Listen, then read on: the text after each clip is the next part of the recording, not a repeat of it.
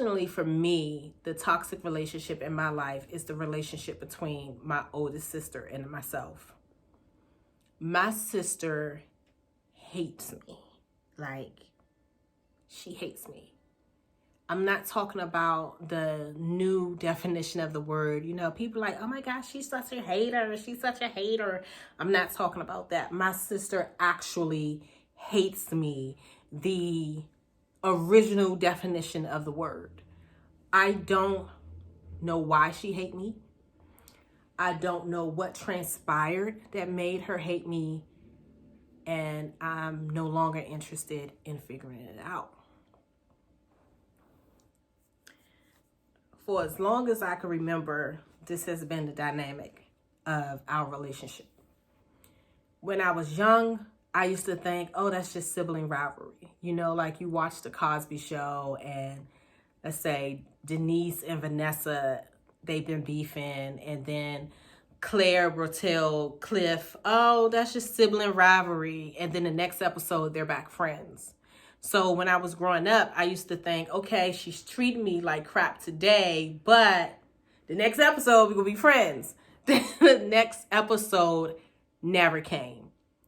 And it's kind of sad because I've always loved my sister. Like growing up, oh my God, I used to adore her. I just wanted to be her. There was a lot of favoritism and colorism in our house. So growing up, I used to think my sister was so pretty because she was lighter. And she was treated better because she was lighter. So I used to pray at night that I was going to wake up and I was going to look like my sister. Because if I look like her, she's going to like me. And if I look like her, my mom is going to like me. And I'll be treated the same way they treated because they're lighter. It's kind of like that slave mentality. How if you read the history books, they had the dark slaves, the Napier slaves out in the field. The slaves that was mixed or passable as a white, they were allowed in the house. So although they were still slaves, they were treated a little better than the ones in the field. That's how it was growing up in our family. She was lighter. She was treated better. So I used to envy her. I used to just want to be her. And then the way she dressed and used to do her hair, I wasn't allowed to do those things. So I used to think she was just so cool. And she used to hate my guts. Like, she's done so many things to me. From childhood, being a teenager, being an adult, she's done so many things to me. I don't even think YouTube allows videos that long. One of the bad things she's done to me that has remained consistent all of these years is she talks about me, she lies on me, she makes up stories on me. She just completely dogs me to the point that instead of being a woman, instead of being a mother, instead of being a wife, instead of being a sister, you would think I was a blue-nosed pit. Like, it was just ridiculous. And I think, let me go back. I wanted to impress my mom and my sister so much. I used to bend over backwards for them, no matter what it is they're needed from me. If it was money, if it could have been my last dime, I gave it to them. If they needed groceries, I got it. If they needed materialistic things, I got it. If my sister just needed me, I was there. I don't get that back at all. I get talked about.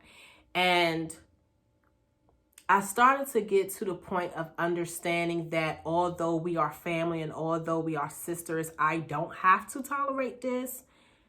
In 2018, when I started to recognize that the treatment I was getting is starting to affect my daughter.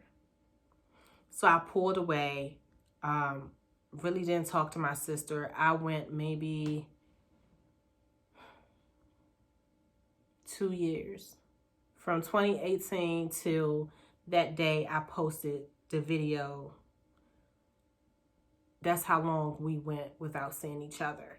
And I loved every minute of her, because what I've noticed in going to therapy, my mom and my sister is my triple T.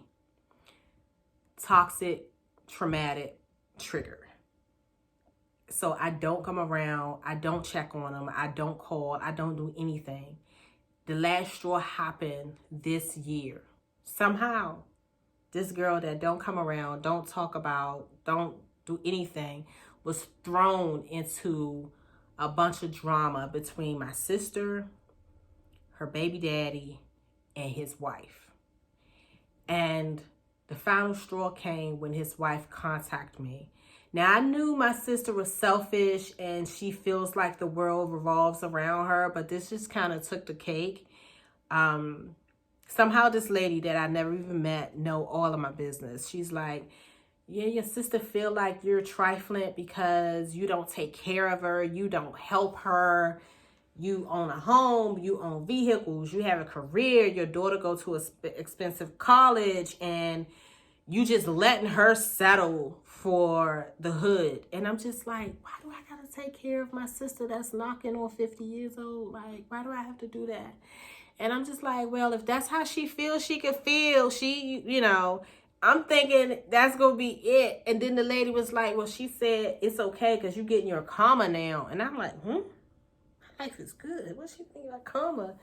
And she was like, your karma is that you can't have any more children and your sister can, and you're angry at that.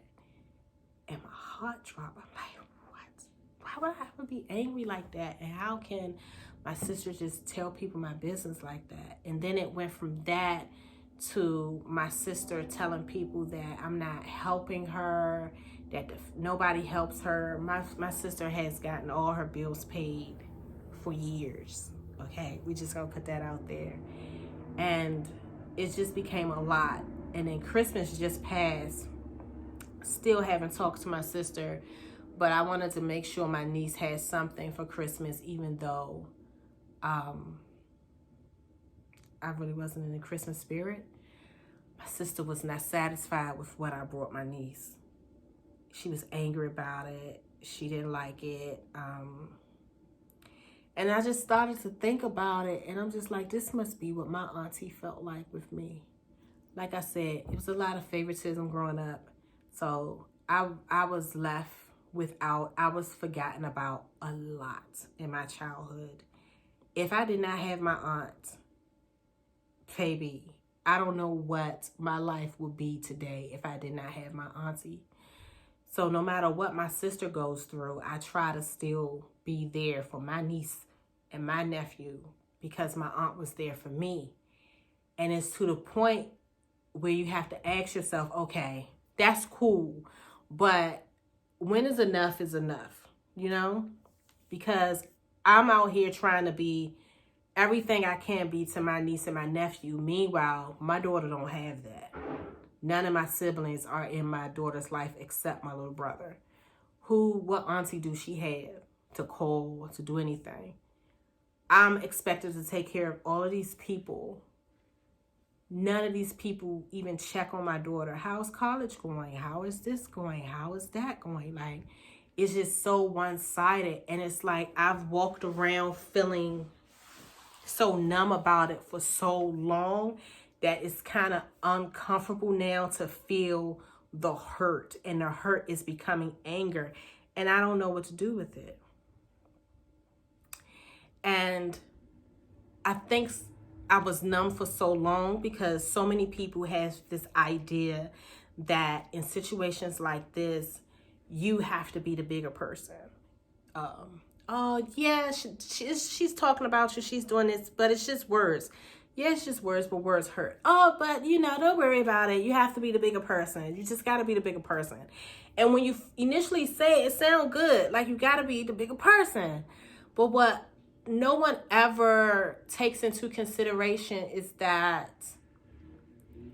being the bigger person means you are allowing someone to take your voice. it means you're not standing up for yourself. And it means you are telling that person and giving everybody else the opinion that you don't value yourself. You know, that's not okay. That's not okay. You have a voice. You are somebody. You are valuable. You do deserve to be treated the same way other people want to be treated. Own that. Stop telling people to be the bigger person and start telling people to not tolerate hurt. When you think about being a bigger person, you got to think about it like this. Take somebody and just stand them right here. Take their voice away. Take the ability of them standing up for themselves away. And then allow someone to just come punch them. So you're standing here and you just getting punch. And you just taking it. When the punches are over, you, aka the bigger person who didn't use your voice to holler, you, aka the bigger person who didn't use your strength to stand up for yourself or fight back, you are standing there hurt and in pain and bruised. What a lot of people don't understand is, although all bruises aren't seen, all bruises hurt. You are not obligated to stay in any situation with anybody. I don't care who it is. It could be your mama. That is not beneficial to you, your emotions, or your mental. That's just what it is. That's honestly what it is. So if you have somebody toxic in your life, don't be afraid to walk away. It took everything in me this weekend not to be who I used to be, you know, because I was so hurt this weekend. And since I'm no longer allowing anybody to force me to believe that I have the bigger person, I stopped being numb. And all of a sudden, I didn't just cry. My soul cried. Because it's like,